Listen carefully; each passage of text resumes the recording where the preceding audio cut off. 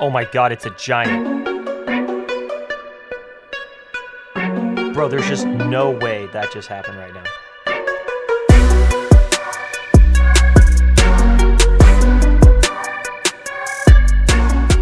What's up, guys? It's CutCarryCast podcast, episode 10. We have a returning guest today, Mr. Zach Ploeger. Super grateful to have him back on the podcast today. He's been on a reign of terror this summer with the frog lately, and he's coming on the show today to give us some tips and let us know what's going on in Clear Lake. What's going on, Zach? Hey, what's up, man? It's good to be back. I'm Yeah, excited. I'm excited. I've been keeping track of you on Instagram and some of the stuff you've been posting on YouTube, and it looks like you've been having a lot of fun out there lately. Dude, Clear Lake, a lot of people know it. Clear Lake's just a phenomenal fishery. It just, when you think there's, the bite's gotten tough and all the 6 to 8 pound fish have been caught, they just all of a sudden bite again. Like, I don't know if it's the same fish or if it's more fish. I don't know. It's just a factory. And it's super fun, man. And I don't know. I know you've come up here, a few times before, but anybody who's listening to this and hasn't come to Clear Lake, highly recommend it. At least this year, at the very least. Yeah, it seems to be kicking them out. My buddy was up there, I don't know, maybe 2 weeks ago, and he had a 970, caught his new personal best. So that seems like the place to be if you're going to be somewhere for that. Honestly, yeah, man. It's like this year has been so phenomenal for people from out of town. Like normally it's just like the locals, right? We're all like, oh, check this out. Here's a 9. Everybody's like, dude, I went up here and I caught nothing. You know what I mean? And this year is one of the first years I've seen it to where the locals are coming up, or not the locals, but the out of town guys are coming up for a day or two, and they're just sticking some bags. And I love to see it because, like I said, it's been tough the last few years for people coming from out of town. And a lot of people, I even have clients that are like, dude, I don't even want to come to Clear Lake anymore. Like, I just come up here, I get my teeth kicked in, and I leave. But this year's different. And like I said, anybody listening to this hasn't been here needs to try it. And the difference really is, I think, the fact that there's just more big fish in the lake than previous years.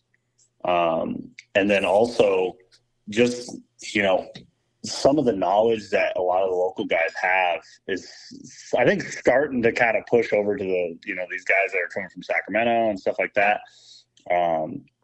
And it's just really starting to kind of click a little more for how Clear Lake operates, because it really is just, it's kind of simple, but people overthink it. And yeah, so. Yeah, no, I feel that. When I was coming out there a couple years ago, doing like the high school tournament stuff or whatever, I know we had that like really big like fish kill.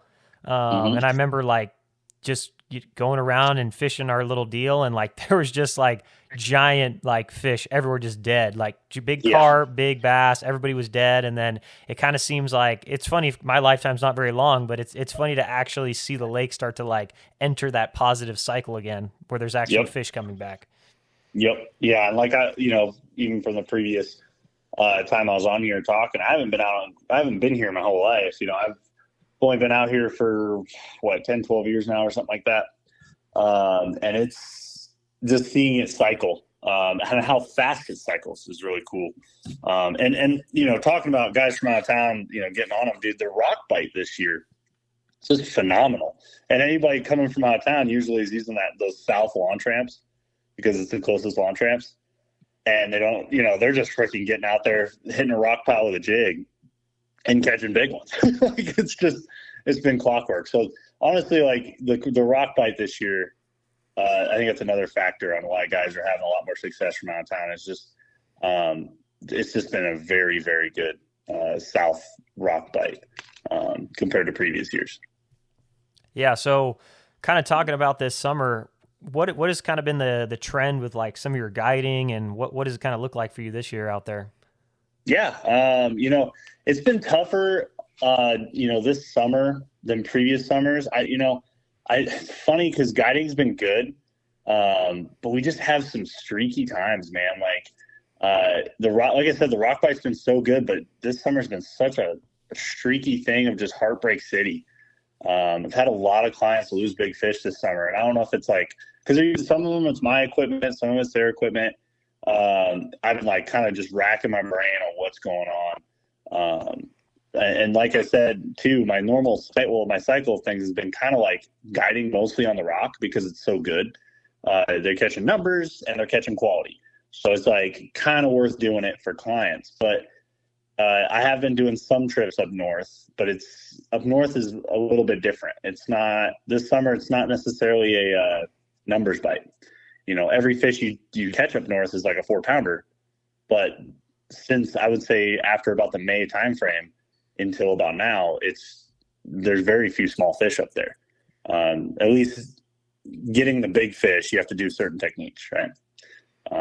But yeah, dude, it's been very frustrating guiding this summer, just with trying to kind of work through those situations of losing big fish and things like that, especially as how many days I've been out there. But if you put it into perspective, we're still getting a lot of big fish in the boat. Clients this year, I mean, I think the biggest one this summer was an 870 or 850 or something like that down south.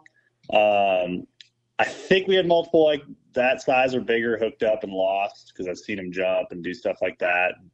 It's frustrating, but a lot of 7s. And I mean, countless, probably 5.5, 6s. It's just kind of like the classic go out to Clear Lake and throw something. You'll probably catch a 5.5, 6. It's that good, at least when you're hitting the right stuff. So yeah, guiding has been pretty fun this summer, just especially, like I said, on the rock. But the times I've gone up north it's a little bit more client specific. Cause I can't just take anybody to go flipping frog. Unfortunately, I want to, but that's kind of where you have to kind of make that decision as a guide and kind of ask the client, like, do they want to learn stuff about that? Or do they want, like, what do they want? Right. A lot of clients are going to opt for what they're more comfortable with because they're paying money and they want to catch fish. Right. So they tend to kind of opt for the latter and go down south and work all that stuff. But the clients I have had up north, I think have benefited a lot just from learning that north type of bite. And then also just doing that, I think, more fun techniques, which is like frogging, flipping, throwing a chatterbait, maybe, wake baits, just all that fun stuff. Yeah, I think it's definitely a valid point. You talking about kind of like expectations of like what you can expect from your clients and like what they can do. Mm-hmm. I've gone on a swim bait trip up at New Maloney's with Mm-hmm. John Leasty, and that was Mm-hmm. something he told me in the very beginning of our trip. Was he's like, Yep. I can tell immediately whether like basically I can work with you and this is going to happen, or if we need to change gears. And Yep. it was what was funny is our trip is like, the day we had wasn't exactly what we needed, but I was able to at least absorb enough of what he showed me that the subsequent years I was able to apply it all in my own time and get some good fish. But I mean, you can't make people cast where they need to cast. You can't make people have those mechanics. You can help them and you can teach them, but you need to have some foundation before you go into it. Like, and what people don't understand too, I mean, clients wise, is you'll get them out on the boat. And the hardest part, I would say, as a guide is not only judging the client on what they're, what can they do. And sometimes I'm wrong right away, and I'm like, oh crap, we gotta go do this now, and I'll flip gears. But not only judging the client to kind of understand, like, okay, what are we gonna do today? But also judging the fish at the same time as these clients that you have lined up, right? So like, I may have a fire frog bite first thing in the morning. I mean, absolutely fire. But I have clients who have never cast a spinning rod.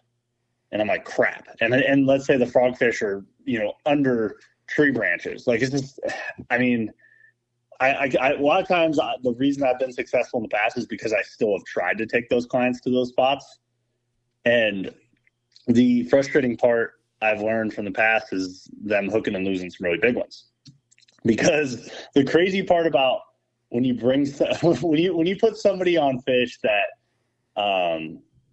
they may be a little bit less experienced with casting or doing stuff, they do weird stuff, and the fish love that. The big ones love that. So you may be doing everything perfect, this is the one thing I learned from my wife too, is I may be doing everything perfect in front of her, And I'm like, dude, what the heck? And then she'll just, her bait will be doing something completely stupid, and it just gets a big one, just to wreck it. And I'm like, what the, God damn it, man. Like, and that's the same thing that'll happen with, some of these clients, right? And I'm not saying it's a bad thing. It's a great thing, but they have to get them in, right? Otherwise, it's just heartbreak city.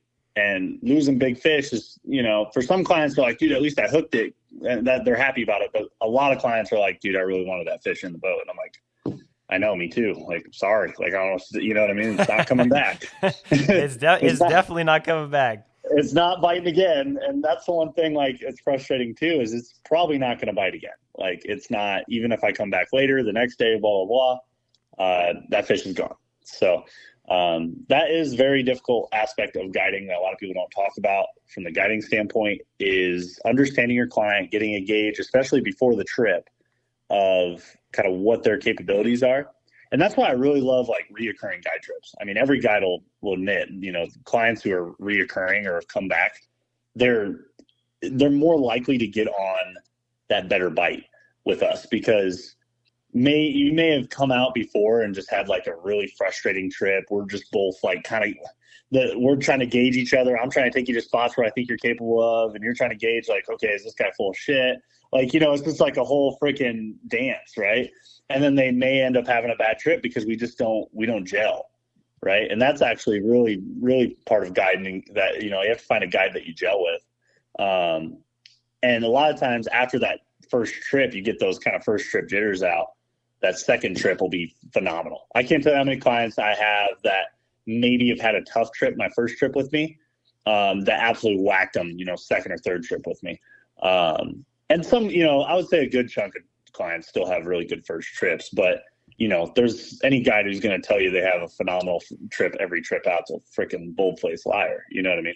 Because like I said, it's a lot about gelling, like dancing with the client, kind of figuring out what the heck is he capable of, what can he do, and where should I take him, and where can I get him on, and it's always nice when the fish are being really stupid. That's because then it's like, I can take them anywhere, I can do whatever I want. But when the bite's tough and you have, very specific clients, and you may not be gelling with them quite right, oh man, that can be a recipe for disaster. So it's just part of it. That's, yeah. It's all, I mean, from the military, it's all morale and it's all vibes. If the second that stuff gets kind of out of whack, it could be hard to come back from. Mm-hmm. Well, that's like the part, like, I don't talk about a lot, but like, just when you're on the boat with somebody, you're out there for 6 to 8 hours, like, you better be kind of like, I don't know, cool to hang out with. Like, you better at least be able to have a conversation and not like just be staring at each other for 6 to 8 hours and not saying anything. So, I mean, that's probably one of the better things I have in my personality traits, I guess, is just being able to just talk to people and kind of get them talking about what they like to talk about. It may be games. It may be, flowers. I don't know, birds. I mean, dude, it's a lot of just everything. You get so many people from every different walk of life, and, just talking to them, and then also just teaching at the same time, because I would say the best reviews I've gotten from those trips that are the toughest were just the fact that people learned from me, in a sense of like, well, we didn't have the expectations were not met, but we had experiences where I was like, holy crap, this is what he was talking about. And then later on after the trip, they were able to replicate that or even experience that too, what I was talking about, where they it solidified the knowledge aspect. And that's half of what you pay for right there, from a guide. But, like I said, the expectations and every guide's expectations are to get you on big ones. That's just what we want. If we can put a client on a double digit every day, I'll tell you what, we're happy, because not only are our clients happy, but we're happy because we got more bookings. We have more, there's credibility going towards a reputation. Just everything kind of just is better that way. So no guides out there trying to take you to shit spots. I mean, there's no secrets on Clear Lake. We're all trying to get on these spots, and I can't tell you what's more frustrating than rolling up on a spot where I found some fish and there's another guide showing up there. I'm like, damn it. My God. There goes that idea. Yeah, literally, right? Because those guys, I mean, everybody knows the angle. Well, not everybody knows, but the angles, everything. Like when you get it figured out, you know, a lot of times you feel like you have it to yourself, but when you see another guide there, you're like, shit, I don't think I have it to myself, because he's gonna know that exact angle. He's gonna know, or she, or whatever, is gonna know the exact spot that I'm hitting too, and they're probably catching up. So it's frustrating, but that's why I love it. That's kind of honestly, that's like the competitive aspect of it for me, is just every day it's against the fish, and how can I get my clients on these big fish. It's not the tournaments, it's more of just like every day with clients. Yeah, I mean that's that consistency and trying to get that all dialed in. I mean that's definitely what separates people in general, is being able to do that and show up when you can't, because I'm sure you've had plenty of trips where maybe most of the day didn't go good and you stuck to the program, and at the end of the day you were kind of able to make up for whatever was lost earlier. Dude, yeah. I mean, it's so funny. I probably once a week, something like that happens where, your starting spot, garbage, second spot, garbage. Your client's looking at you. He's like, that's 2 spots, man. 3 strikes, you're out pretty much, right? And third spot, you're like, you might catch a fish. You're like, okay, all right.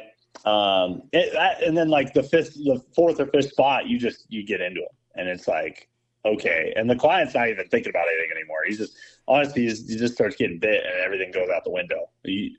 I've had a lot of trips where we may have not caught jack shit like for the first 5 hours. And then that last hour is just epic.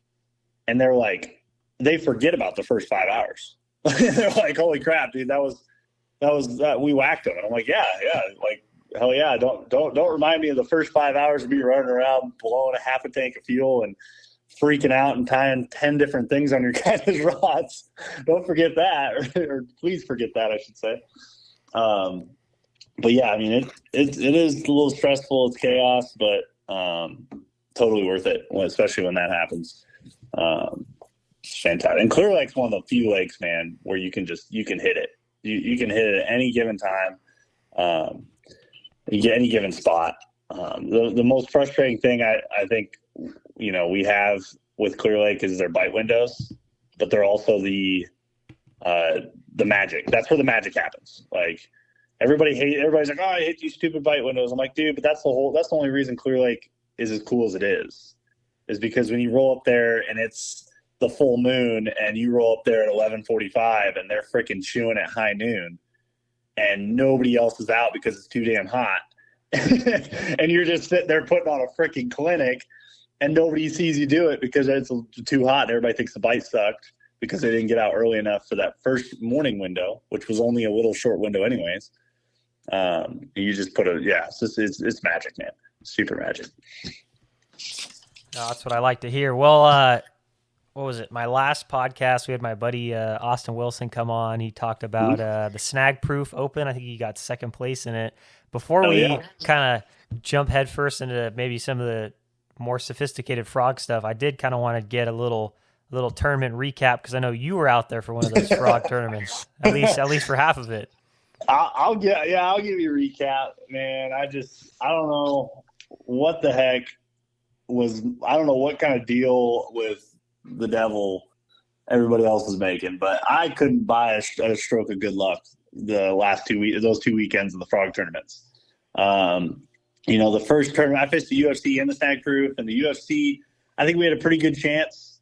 We fished a pretty productive area. Actually, majority of the field fished that area of the Delta, I think both weekends, but it was just that north Delta. And everybody kind of knew it was popping off, but it was, real cast specific and all kinds of stuff. But we spun a hub in my buddy's boat on day one of that tournament, lost like 5 hours of fish. I mean, we only fished an hour and we had like 3 rats. But the next day we got that fixed and we were able to scrounge up like 11 pounds, for day 2 and got us in I think like just out of money or whatever. But it was just like, whatever, the Snag Proof was where it was more up, I wasn't a back feeder. I was kind of running the boat and everything. And, man, practice was really good. we found, some fish south that were some really big ones. If we could just get them to eat, and we got them, to show themselves. My buddy Jake had a couple that were just big, come through some of that long leaf American pondweed, Oh the yeah. red and green leaf. A lot of people call it red leaf. Oh Uh, yeah. yeah, it's got the big fish in it. Old school Bobby Barrick. Yep. It's like, talking about the tide switch. You hit that back corner, and you just let her. She's there. He's over here talking about that crap. It just gets your blood going, just fishing it and thinking about that. And I literally recite those freaking videos in my head of Bobby Barrick like throwing his frog up on that leaf, that red leaf, and I'm just like thinking about his cadence through that stuff. He's literally counting the leaves, and I do the same shit. I try to work it real freaking slow, bringing over those leaves.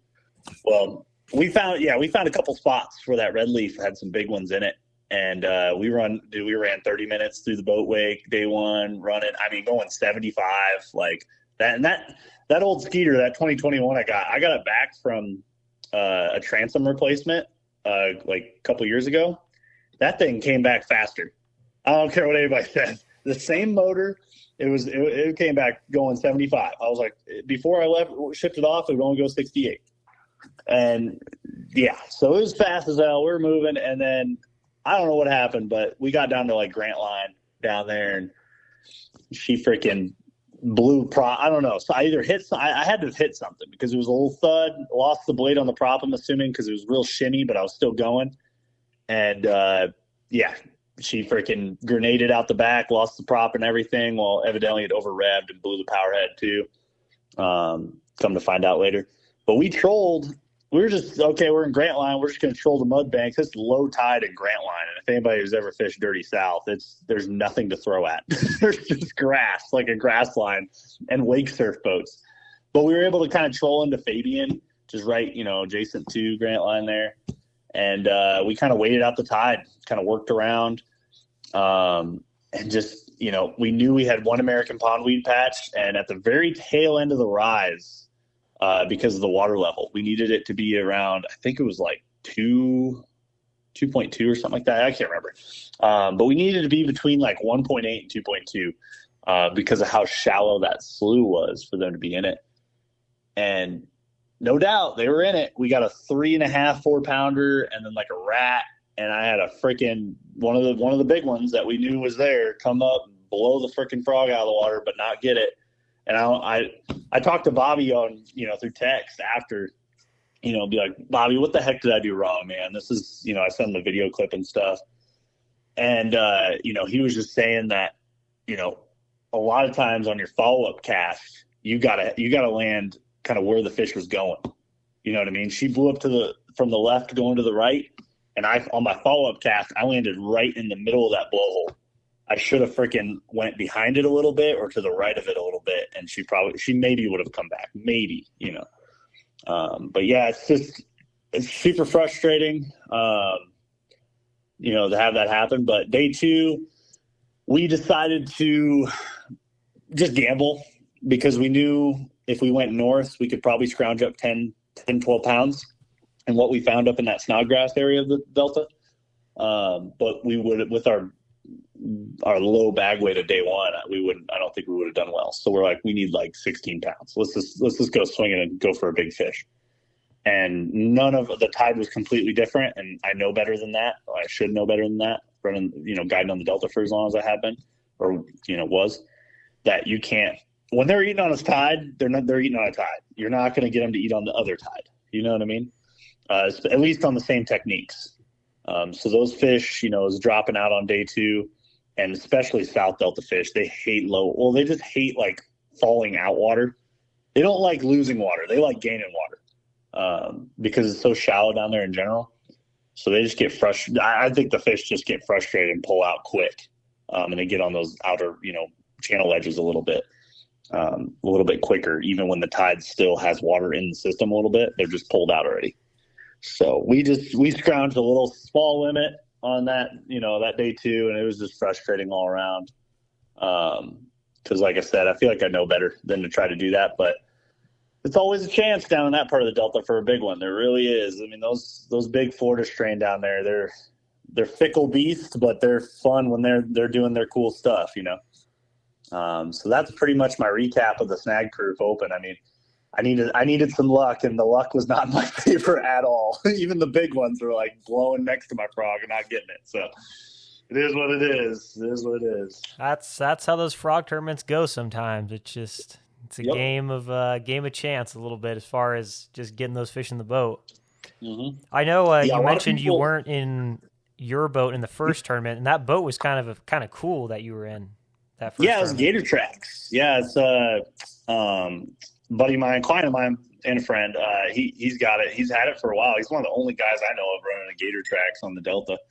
Um, cool boat, Suzuki on the back of it, super quiet motor. Thing was cool. You could spray it down. It has a little like pump inside the boat that like sucks water from the outside, pumps it in, and then sprays it out of the hose. So you can just spray down the deck if you wanted to.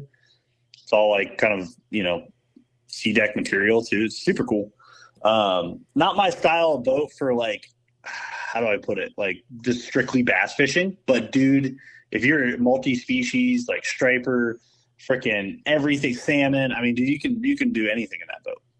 It's pretty cool. It's a So, jet or a prop? it was a prop. It was a prop. I would put a jet on it if I was going to go salmon, doing salmon stuff maybe up in the rivers. But yeah, no, that thing was pretty dope for all around Delta fishing, like especially big striper and stuff. Center console, pretty cool. And actually, dude, we were ripping like 55 on that thing. Yeah, So, I mean that thing caught my eye when I was looking at your pictures. So I was like, dang, that boat's kind of cool actually. yeah, no, exactly. It's pretty dope. And I don't know how long he's owned it, but he's got a good amount of hours on that thing on that Suzuki. It's been running pretty good. So I'm a big fan of Yamaha for sure, but I've heard good things about Suzuki's too. So Yeah, it kind of seems like they're making I don't want to say a comeback, but making a name in the space a little bit outboard wise, for sure. Yep, exactly. So I mean, it's definitely something to look at. But I ain't gonna leave Yamaha, dude. That motor before it blew up, I think it still had plenty of life. I think just the sequence of things, man. It had 1,400 hours on it, and it just I don't know, it's part of it. Just grenaded all at the same time. The good news is getting a new motor on that sucker, so it's all taken care of. I gotta I don't know. I'm supposed to wire the cash over to freaking good old CNC Marine, aka Ish Monroe owns that now. So Oh, does he really? yeah, he owns CNC Marine Modesto and Newcastle. So Oh, dang, I did not know that. yeah, so that's all kind of processed, I think now. So he's he's gonna be some fresh blood, fresh life in that company, and just that business alone. So him and his wife, and I think they're going to do great things with it. They're already kind of bringing in a bunch of new skeeters. I think they're going to mainly be like a Yamaha deal, like for this area, which is kind of hard to find because there's really nobody that works on Yamahas and does all the Yamaha stuff. So yeah. Well, good for him. Definitely check That's him out. cool. Yeah. What so the real reason we got you here today is to talk some frog stuff. I don't know Oh, if yeah. it's just the way it looks on Instagram, but it kind of seems like all this guy's been doing is hucking a frog around and yanking big fish on the boat all the time. Oh, dude, I blame my wife for that one. I love a frog, but I think she loves it more. I just did a good job of getting her hooked on it because previous year she hated a frog. She would not throw it because her hookup ratio wasn't that great. She sets the hook quick, and I have to work on her to be like, hey, just give it a 1/1000, But clear lake fish are kind of cool because they come up on your frog mouth open and they just close on it. They come up from below and close on it. So a lot of times, as soon as you see them breaching the surface, they have closed their mouth on your frog, and you can set and get a hookup, right? Delta fish, man, they slash at it. They do all this stupid stuff. So you have to give them, a second and know that they got it. But yeah, man, frog bite on Clear Lake, for people listening to this who've never experienced the Clear Lake frog bite, the only thing even remotely close to it would be maybe Gunnersville. And I've never been there, but I've just heard from, friends that have fished Gunnersville is that it's about as close as it gets. There's 4 to 8 pound fish in these freaking dumb shallow mats, and they just will shark around. It's just crazy, man. And this year was great because normally they're out like a little bit off the bank, and they were a little bit, guys were getting them. And the like 5 to 12 foot of water over some of that pondweed type grass, the real stringy stuff, that they normally get in. But that would just shut off so quick, even if they were even in it, that a lot of guys were just getting, kind of turned off on the frog bite. Well, me and Bella, I mean, we went stupid shallow, like dumb. I'm talking like I broke 2 props.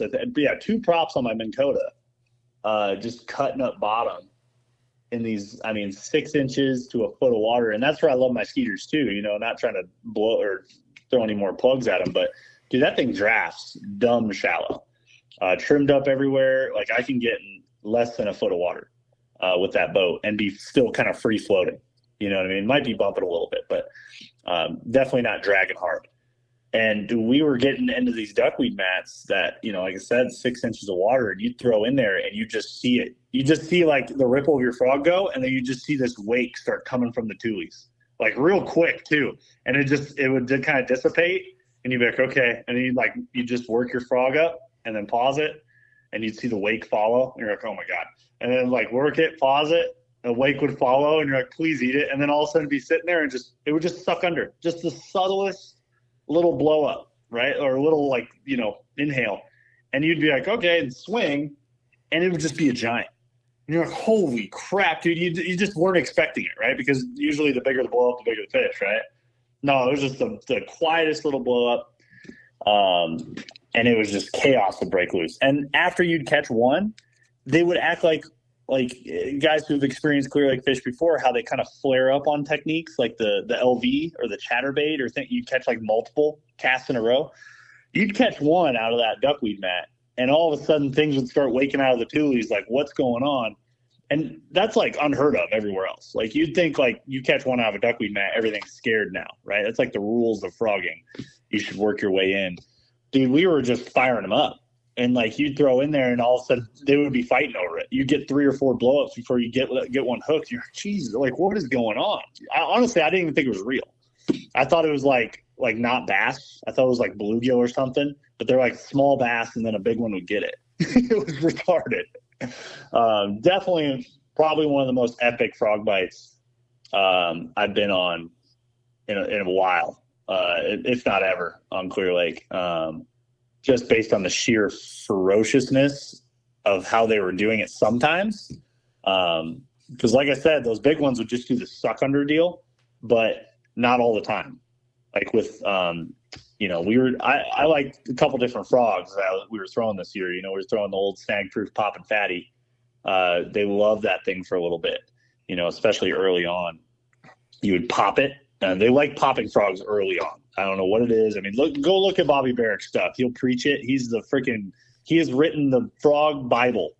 And everything he says is to a damn T, and I hate it, but I love it at the same time. In the early spring, or when they're coming off beds or even still on beds, they love a popping frog. It triggers big bites. A lot of times they get on it more after they're off beds because it doesn't spook them as much. They just kind of get more pissed off. So that poppin' fatty was just drawing them, right? And then once they kind of got off the poppin' frog, they would kind of get pressured on it. You go to more of a kicking style frog or a waking style frog. And that's where Bella's freaking, zoo wake would come in. The polywog, she calls it, right? Oh my God, dude, that thing. I thought it's the dumbest looking freaking frog that you ever look at. Derpy as hell, but I swear fish love the derpy frogs, man. And it literally looks like a little tadpole. And she, I'd be throwing that poppin' fatty still, and I'd get them to they'd come up behind it, wake on it, and I'd pop it again, and then they would just suck it under. She would throw that polywog in there and be waking it, and then pause. You'd see them wake up on it, and then she would wake it again, and they would just ferociously just murder it, throw all kinds of water. And so it was honestly kind of cooler to throw that thing for a while, just because of how vicious they were blowing up on it. But yeah, and I say all this. This was not an over the course of a day bite. This was we were going out for an hour, and we'd have 25 pounds to 30 pounds in about an hour with maybe 15 to 30 fish.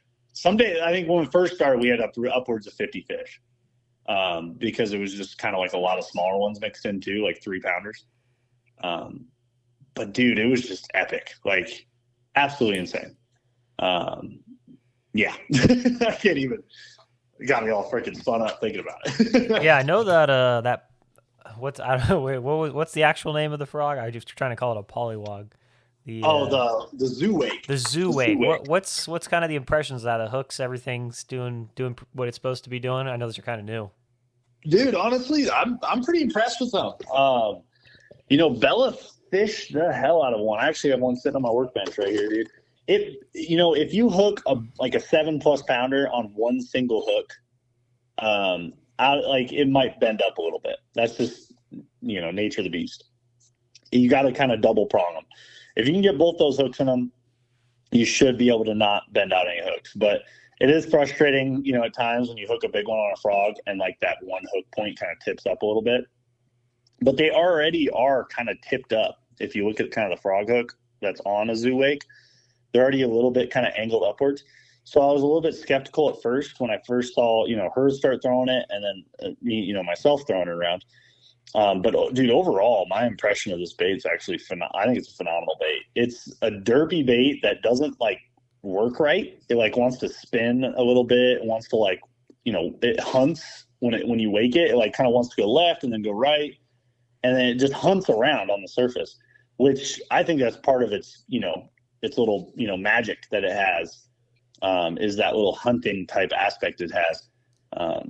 And then that, like I said, that hook's quality, and I have not ripped off a single tail. So the tail is like really good, and I've had them bite the tail too.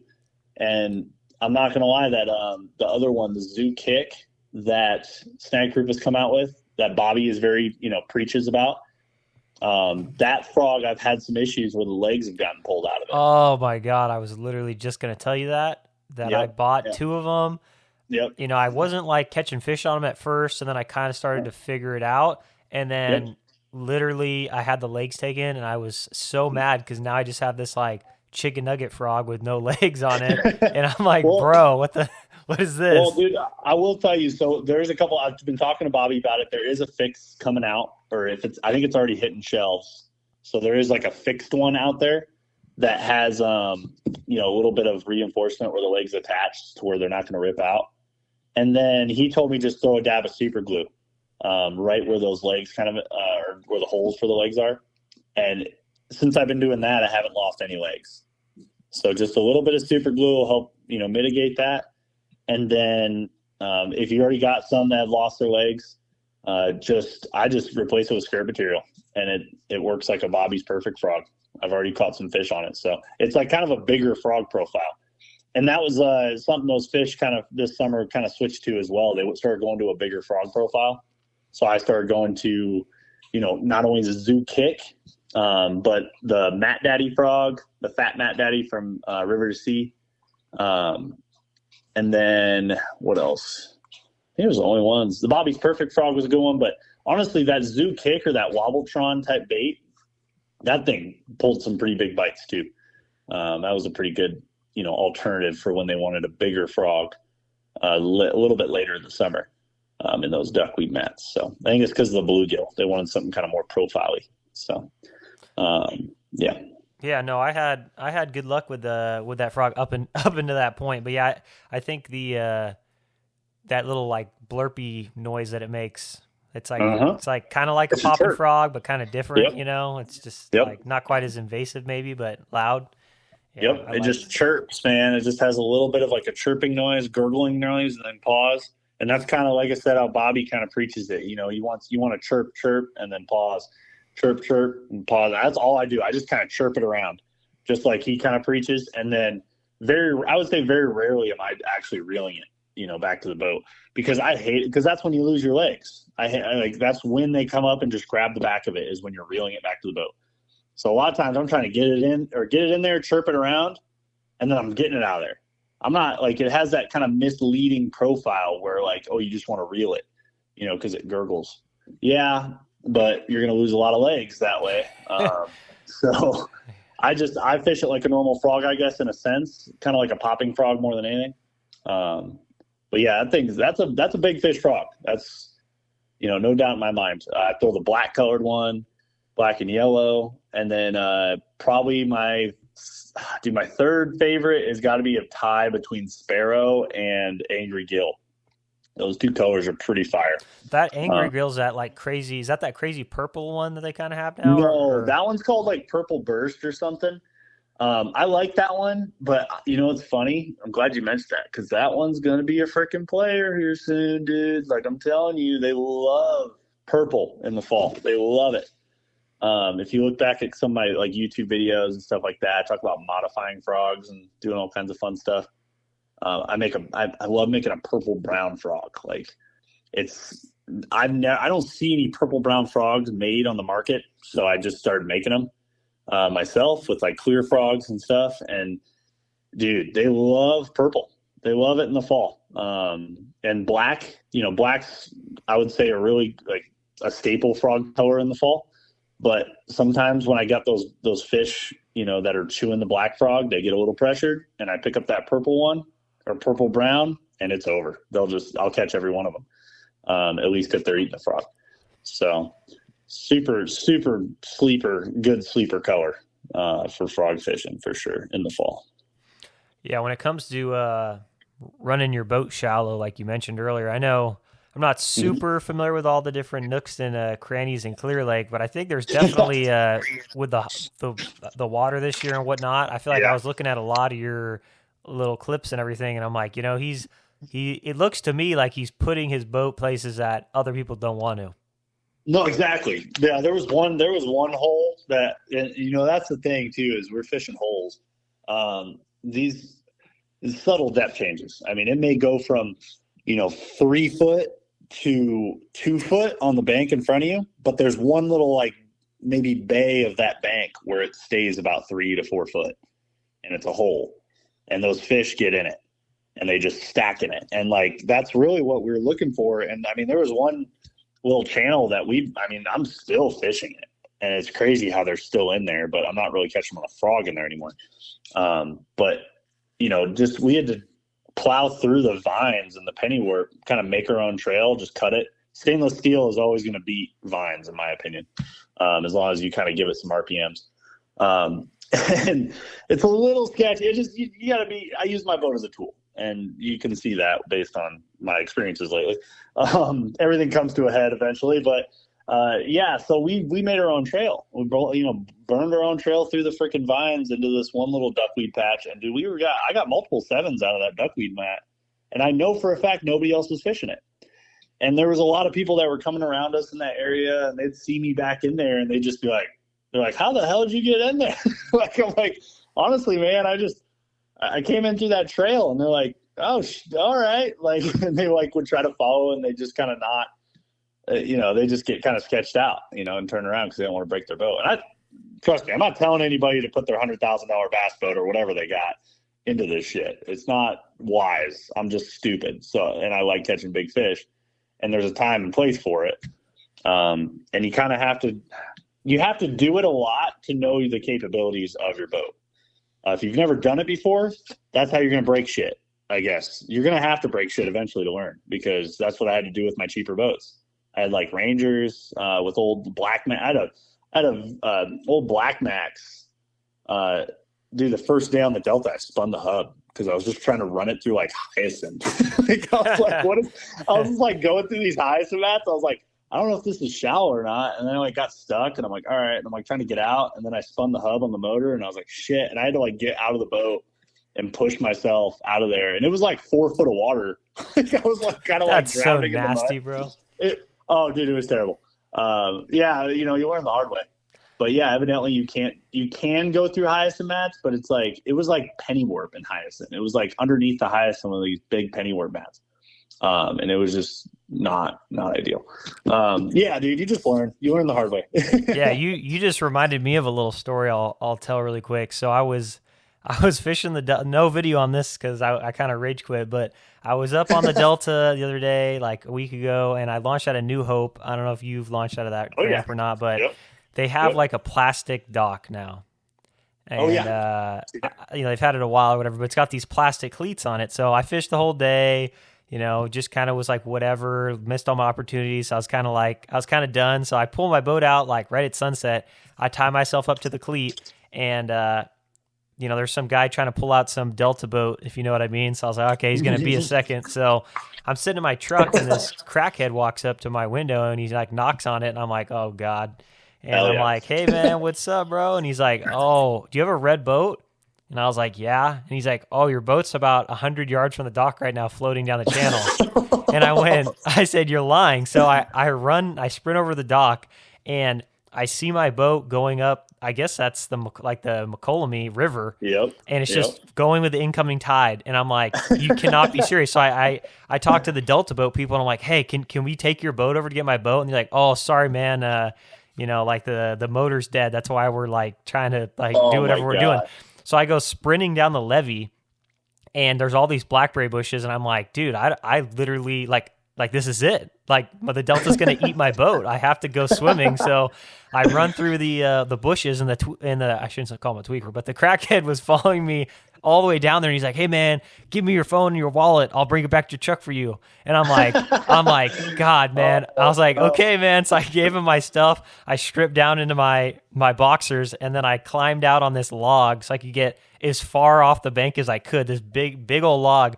And I'm like, okay, I need to dive in so I can swim to my boat. But I'm like, I don't know how shallow this is. I've never fished this bank. And I'm like, I swear to God, if I jump head first and like spear like a wrought iron pole, like I'm going to be so pissed. So I flopped in, and I swam about like 40 yards, got in my boat, started it, drove back, and I was so mad. And then I look, and the cleat was gone from the dock. It just ripped the cleat off? Like the cleat was just gone. And I'm like, what happened? I don't understand. And then what happened was there was a pump that turned on next to the dock. And it turned on, and it was blowing my boat like really hard. And that crappy dock just like snapped the cleat off, and my boat just floated away. And I was like, never again am I going to let this happen. Jeez, dude. I was going to say, I was like, that makes sense. The current rips through there, but that's wild, man. Did the crackhead ever give you your wallet back? Yeah. So that was the crazy part. He was waiting for me in my truck. He's like, oh man, like I felt so bad for you. And I was like, dude, I really appreciate you. Let me know, because if I would have waited for this guy to pull his boat, there would have been no boat. I would have just walked to the dock and been like, what? Like, it's gone. I would have been calling San Joaquin sheriffs and telling him some guy took it. Right? Exactly, man. Jeez. That is wild. Yeah. Absolutely wild. Gross. Yeah. But where were we? But so I know we talked about it with Austin, and I'm curious to see your kind of take on it. So I know you're fishing around a lot of wood, or, heavy cover and stuff. What's kind of like your go-to setup right now, equipment wise? Right now on Clear Lake? For your frog deal. Oh, so like for frog fishing in general, yeah, dude. I'm using. Let's see here. I actually have it. It's a 7.2. I like a 7.2 rod.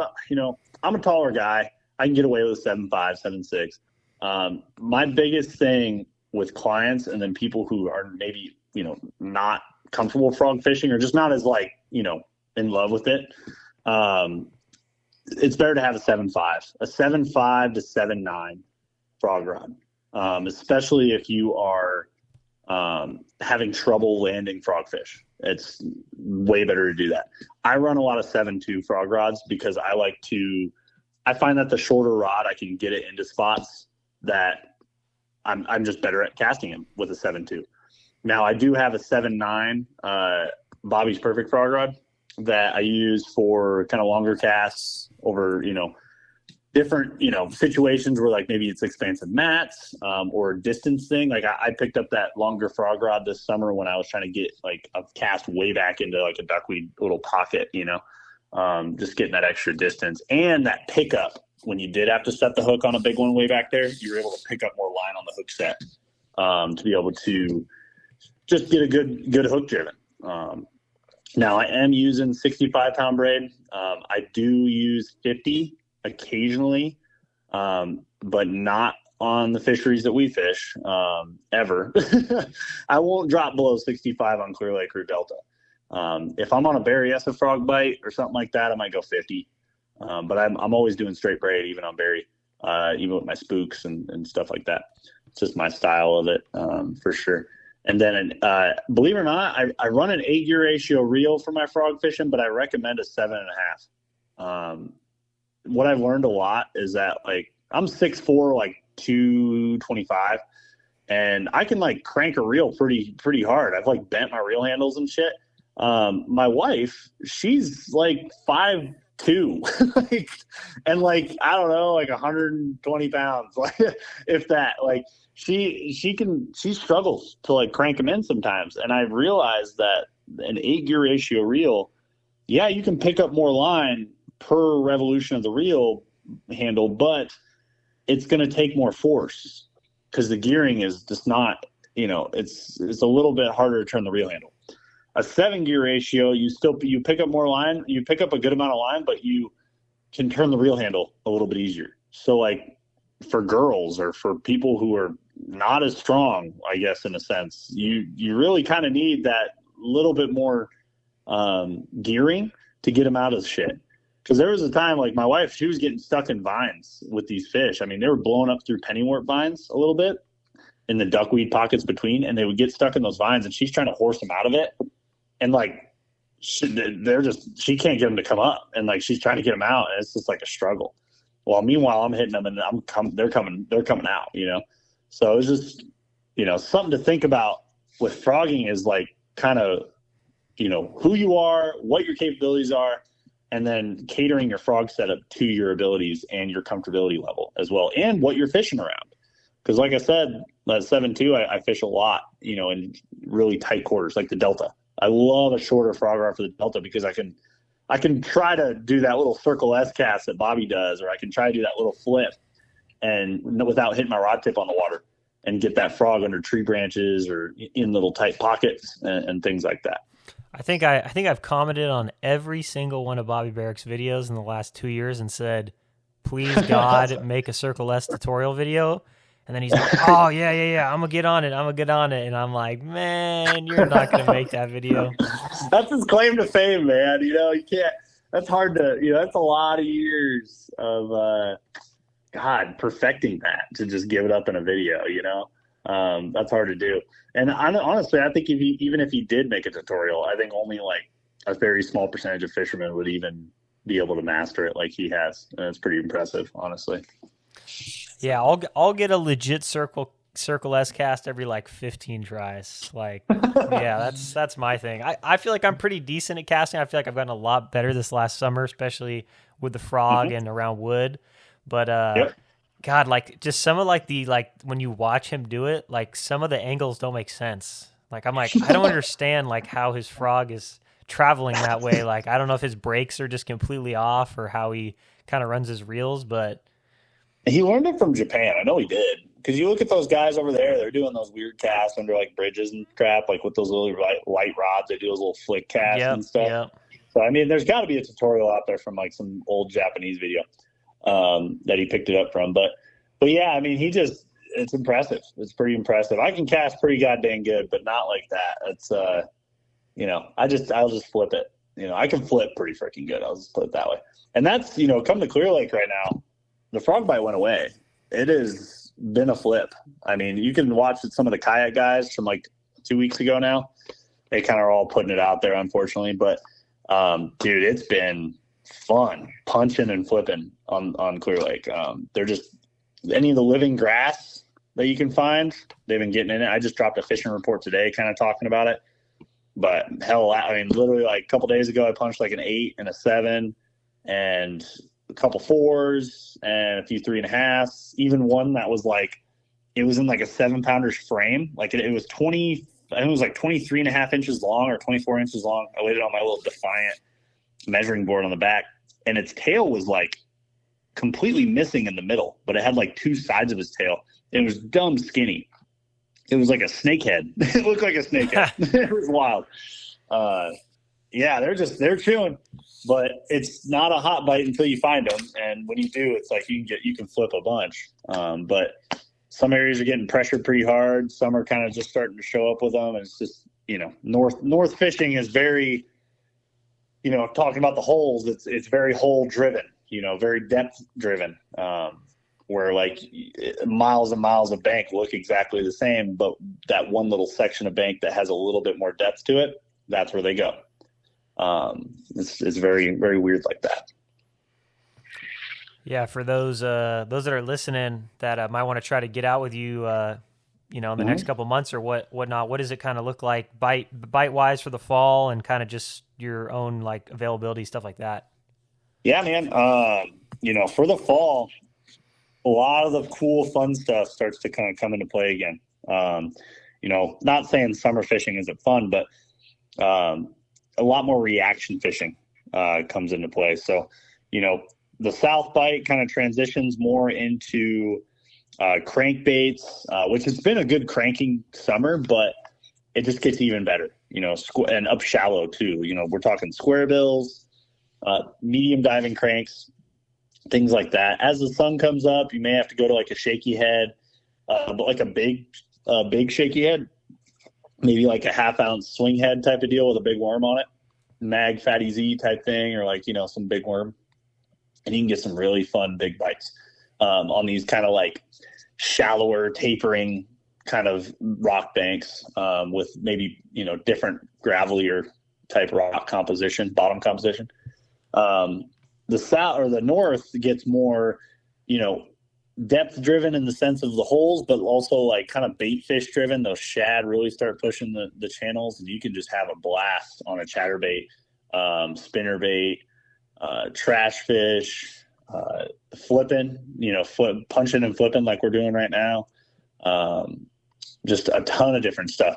One of my favorites that, I would say I'll tell you guys are listening, but that I don't really put it out there, but it's dumb simple. But it's a little 1/4 ounce Texas rig up north. Every year it hooks me a giant, and then I've already hooked one this year. I freaking lost it. It was literally in Rodman like 2 weeks ago.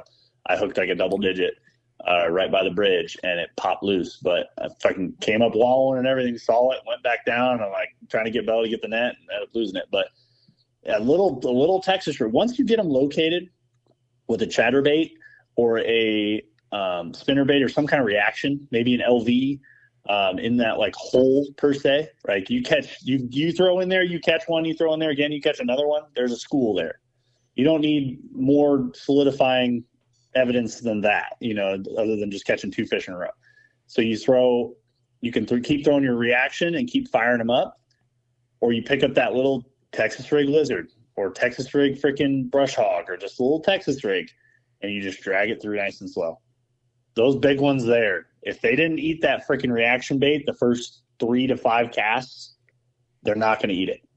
Those big ones get riled up on each other's energy. So like your first fish will be a 4-pounder, your second fish will be a 3-pounder, your second or third fish will be the biggest. But let's say your third fish, it'll be the biggest one there. It'll be a 10-pounder. It'll be an 8. It'll be whatever's the biggest ones that are there.